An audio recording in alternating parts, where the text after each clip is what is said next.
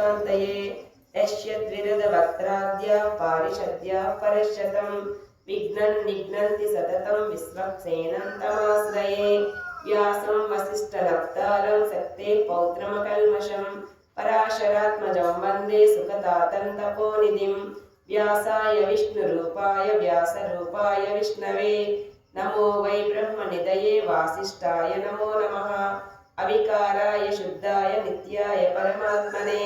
सदैकरूपरूपाय विष्णवे सर्वजिष्णवे यस्य स्मरणमात्रेण जन्म संसारबन्धनात् विमुच्यते नमस्तस्मै विष्णवे प्रभविष्णवे श्रीवैशम्पायन उवाच श्रुत्वा धर्मानशेषेण पावनानि च सर्वशः युधिष्ठिरः शान्तनवं पुनरेवाभ्यभाषत युधिष्ठिर उवाच किमेकं दैवतं लोके किं वाप्येकं परायणं स्तुवन्तः कमर्चन्तः प्राप्नुयुर्मानवा शुभं को धर्मः सर्वधर्माणां भवतः परमो मतः किं जपन्मुच्यते जन्तुर्जन्म संसारबन्धनात् श्रीभीष्म उवाच